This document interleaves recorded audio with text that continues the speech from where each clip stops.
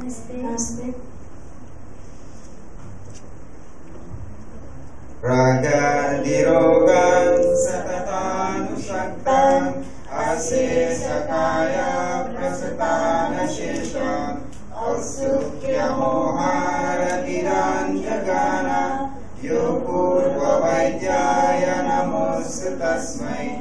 अथात आयुष्काम्यम् अध्यायं यज्ञश्रमः इति स्माहुरत्रे आदयो महर्षयः। आयुर्कामयमानेन धर्मार्थसुखसाधनम् आयुर्वेदोपदेशेषु विधेयः परमादरः। ब्रह्म स्मृत्वायुषो वेदम् प्रजापतिम् अजिग्रह। सुस्मिनौ सहस्रक्षम् स्तोत्रिपुत्रादिकान् मुनीन् तेऽग्निवेशादिकं स्तेतु पृथक् तन्त्राणि ते निरे। तेभ्यो दिवि प्रकीर्णेभ्य प्रायस्तारतरोचयः। क्रियते सङ्गहृदयम् नाभि संक्षेपविस्तरम्। कायबालाग्रहोर्ध्वङ्ग सल्यगं स्रजरावृषान्। अष्टावङ्गानि तस्याहु चिकित्सायेषु संश्रिता। वायुपित्तं कफश्चेति त्रयोदोषसमासतः। विकृता देहं नन्ति ते वर्तयन्ति च। ते व्यापिनोऽपि हृन्नाभ्यो अधो मध्योपसंश्रयाः। वयोः रात्रिभुक्तानां तिन्तमध्याधिकक्रमात्।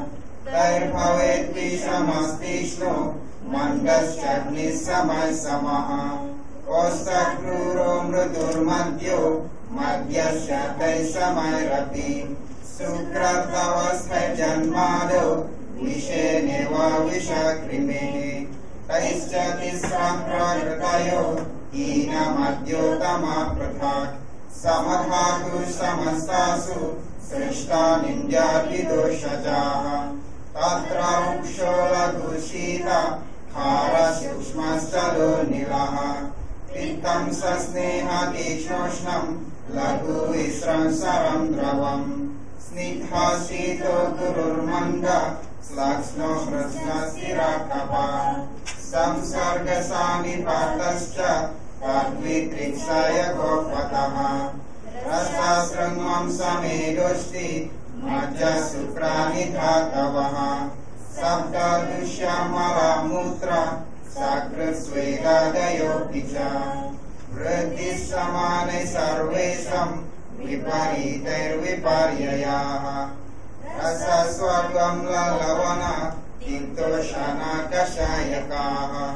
सद्रव्यमाश्रितस्ते च यथा पूर्वं बलवहाः।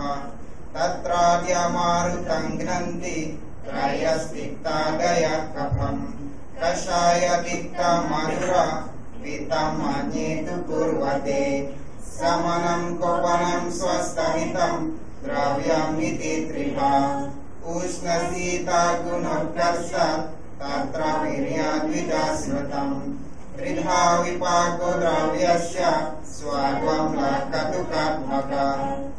गुरुमन्दातिमस्निग्धा श्लक्ष्णचन्द्रा मृदुस्थिराः। गुणस्य सूक्ष्मा विशद विंशतिश विपर्ययाः। कालार्थकर्मणं योगो हीनमित्यादिमात्रकः। सम्यक् योगस्य विज्ञेयो रोगारोगैककारणम्। रोगस्तु दोषवैषम्यं दोषसंज्ञं नरोगता।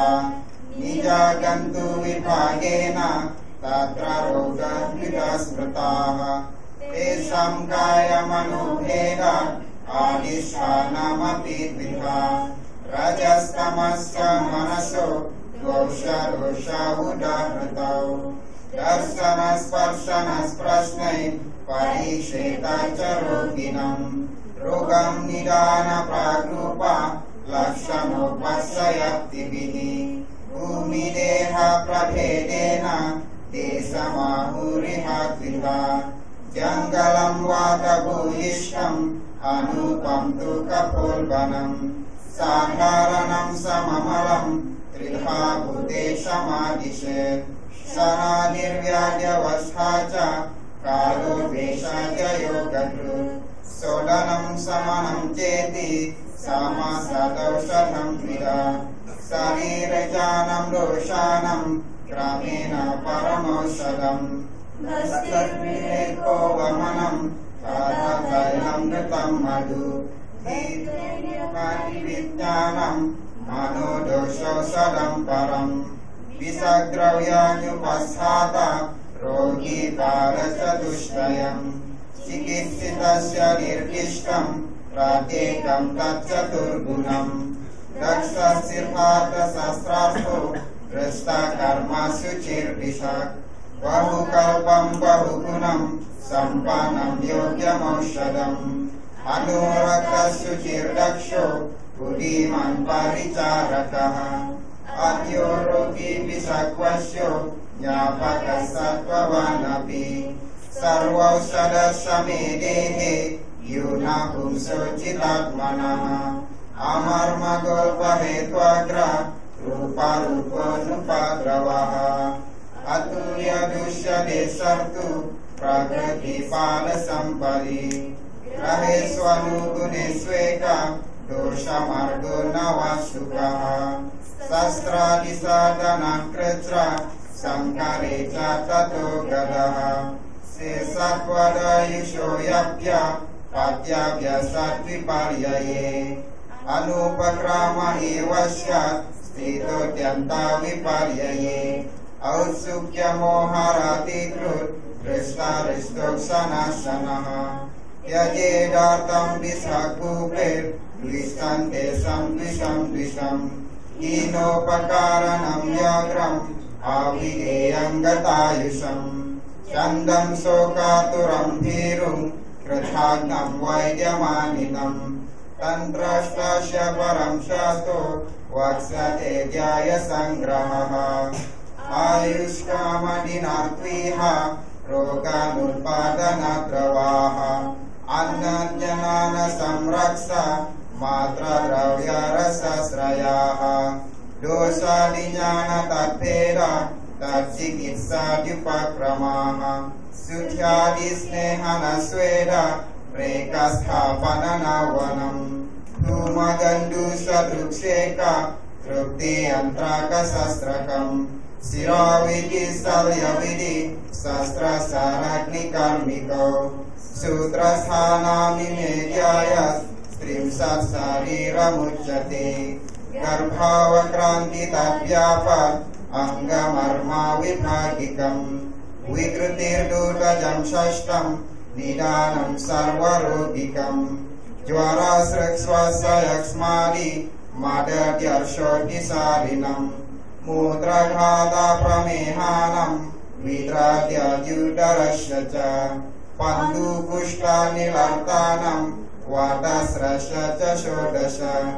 चिकित्सितं ज्वरे रक्ते कासे श्वासे च यक्ष्मणि वमौ मदद्यैर्षसु विषीगौतौ च मूत्रिते विद्रादौ गुल्मजठरा पण्डुशोभाविसर्पिषु कुष्ठस्वित्रानिलाव्याधि वातश्रेषु चिकित्सितम् द्वाविंशतिरिमेध्याय कल्पसिद्धिरतः परम् कल्पोऽमेर्विरेकस्य तत्सिद्धिर्वस्ति कल्पना सिद्धिर्वस्य पदं षष्ठो द्रव्यकल्पत उत्तरम् बालोपचारे तद्व्याधौ तद्ग्रहे गौ च भूतये उन्मादेथा स्मृतिभ्रंशे द्वौ वर्त्मासु सन्धिषु वृत्तामूलिङ्गनास्तेषु रयो गौ च सर्वगे कर्णनासामुखशिरो व्रणे भङ्गे भगन्धरे ग्रन्थ्यादौ शूद्ररोगेषु गुह्यरोगे पृथग्द्वयम् विषे भुजङ्गे कीटेषु मूषकेषु रसायने चत्वारिंशो नपथ्यानम् अध्यायोगीजपोषणः इत्याद्याय 120 सद्भिस्थानैरुदीरितम् इति श्री वैद्यपति सिंह गुप्तसूनु वाग्भट विरचितायां अष्टांग हृदय संहितायां सूत्रस्थाने आयुष्कर्म्यो नाम प्रथमोऽध्यायः।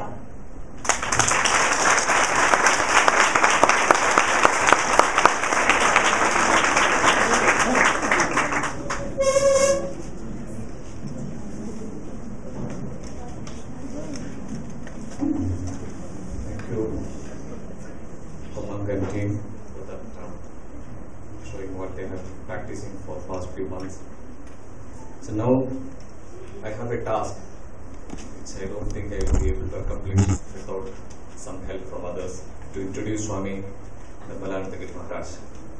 Truly speaking, I don't have any words. I just got this one passage from one of the from one internet uploaded by maybe one of his disciples. It says that a great scholar and saint who elegantly combines his specialized teaching, training and experience in both modern conventional medical science and traditional systems of medicine to provide his patients with an optimal and holistic medical care that constantly produces astounding results. This is factual reference, and this is with which we just go. But we have, from our understanding, we have created a small, we have prepared some small memento for Swamiji for his outstanding, very inspiring, encouraging knowledge on all Indian Shastras. So he is above all these things, we are sure, but formality and our happiness, we are presenting a title of Bharatiya Shastra Visharad to Swami Nirmalananda Giri Maharaj. The Artivated Pharmacy Coimbatore Limited confers upon Swami Nirmalananda Giri Maharaj this title, and for that I invite Managing Director Dr. Veera Kumar and Medical Director Dr. K.G. Ravindran to the stage. It says, on 23rd September 2013 at AVP Center for Advanced Learning Patanjali Coimbatore for his intellectual mastery over all Indian knowledge systems and his inspiring efforts to use them as Akshara and Aushadha for the benefit of the mankind.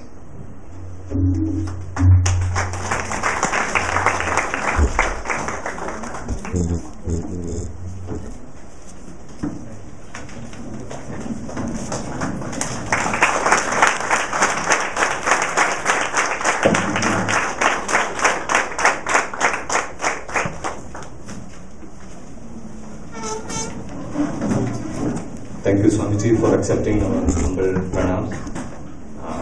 Now, I invite Swamiji to for this discourse.